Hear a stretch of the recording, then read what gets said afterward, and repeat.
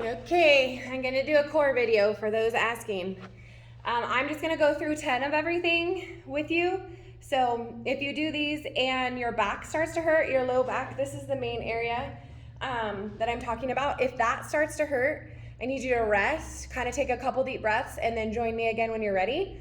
We don't wanna push through that low back pain. When your low back kind of turns on like that and is like, ow, ow, ow, not like muscles working, but ow. When your low back does that, it's usually because your core's not quite strong enough for what you're demanding of your abs. So I always tell people, awesome, let's do some core exercises, but make sure that you're doing plenty of total body exercises, working your big muscle groups, and make sure that you're being super mindful of what you're eating and drinking, because abs are not really made in the gym. Ab development happens in the gym, but whether or not we see those abs is really more dependent on, number one, genetics, and number two, on our body fat level and where we carry our fat, which goes back to genetics. So don't think you're gonna do this ab circuit every single day and have like washboard abs. It's just not gonna happen, but it does help to strengthen your core, and the stronger core you have, the stronger you are in your overall life. Every single thing that you do, whether you're doing like functional fitness or bodybuilding type fitness, or whether you're just going for walks every day, just doing your normal life, doing your normal day job, everything is easier and better and stronger in your life if you have a strong core, okay? So we are gonna start, and I'm gonna cue you through this a little bit as if you're a brand new beginner, okay? So what we're gonna do is put our feet up towards the ceiling and see how my back is nice and flat. You can't see any light. Once my back starts to arch like this, off of the ground, I'm not really getting my core engaged anymore. So I need to make sure and keep that back nice and flat. It's almost as if you're pulling your pelvic floor up towards your chest when you're working your abs. So if you cannot keep your back flat and you cannot keep your abs kind of engaged like that, your core and your transverse abdominals like tucked in and tight, if you're just going through the motions, you're not really getting your core, and you could be causing more damage than good. So make sure that you're just really working hard to keep that pelvic floor pulled up, and that's basically like if you're going pee or stopping your pee like midstream. I like to think of it as pulling my pelvic floor up towards my chest, okay? So we have our backs nice and flat on the ground. We're putting our feet up towards the ceiling. I couldn't do this for a long time with straight legs, but I can now. But for sake of you guys watching this at home, I just want you to keep your legs slightly bent. Hamstrings make it a little bit more difficult to keep your legs straight. So let's just do a slight bend. And I want you to reach up towards your shoelaces. We're just going to do 10.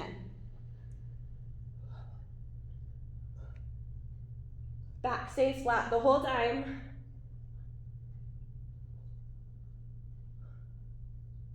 Okay, now I want to rest my head down on the ground. I did get a little bit of a burn there, back still nice and flat. Now I'm going to extend my left leg straight, and my right leg is bent, my knee is bent. My left hand's out to the side, and I'm just gonna come and like meet in the middle. I hold my neck because I have a bone spur and a sensitive neck.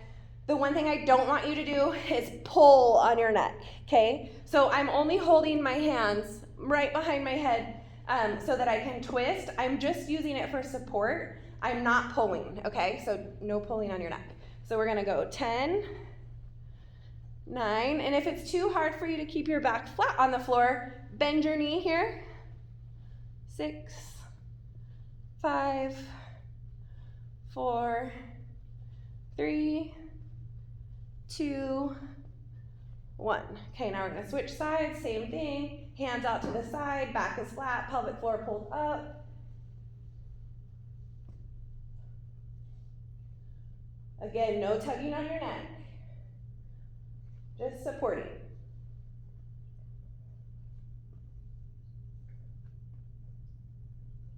That was 10. Okay, now I'm gonna let my neck relax on the floor for a second. I'm gonna take my hands, put them underneath my booty. Again, pelvic floor is engaged.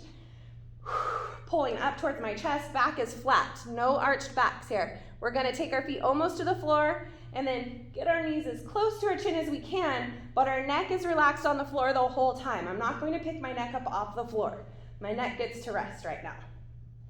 And the closer I can get those knees to my chin or shoulders, the more I'm gonna feel those lower abs.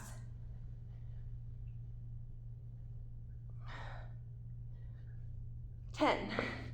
Okay, now I'm gonna do what I call a boat rocker. This is going to be quite difficult for some of you. That's okay, you're just gonna try. So we're going to sit like a boat here. If you have tailbone injuries, this is not gonna work. So here's my boat, or here's my boat. So I'm gonna slowly rock down, legs come with me, slowly rock up. 1. Relax my neck as I come down, come back up.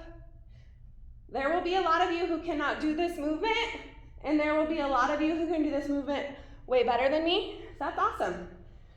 Do your best, forget the rest, like Tony Horton says. The further you can reach, the more you're gonna feel that in your abs. 1 more.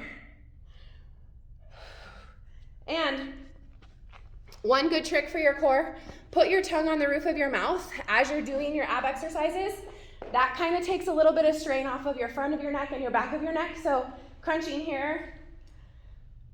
Ooh, sorry, I'm out of breath. Put my tongue on the roof of my mouth. Pelvic floor is up, back is flat, tongue up there.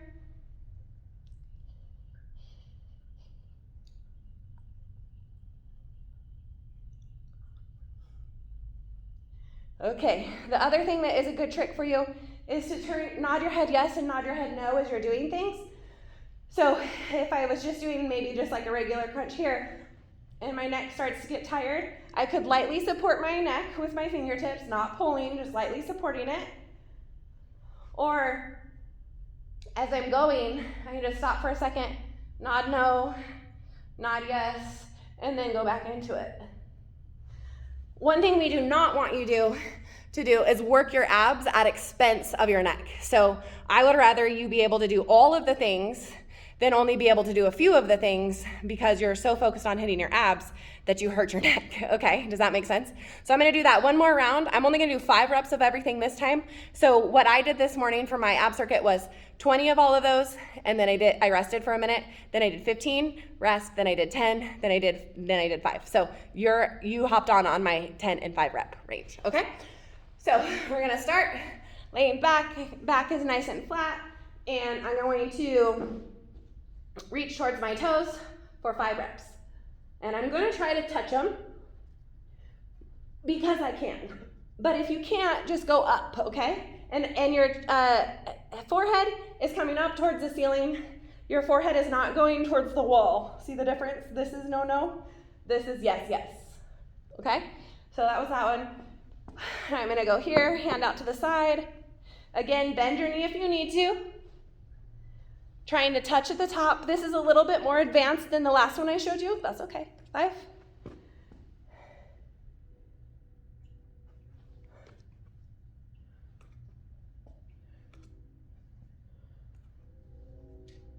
5. Okay. Now is the bent knee reverse crunches. Getting those knees to my chin.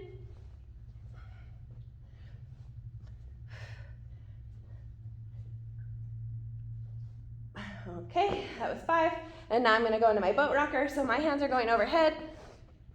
This is the hardest part, just getting up. So I'm gonna bring my legs up and boat goes down.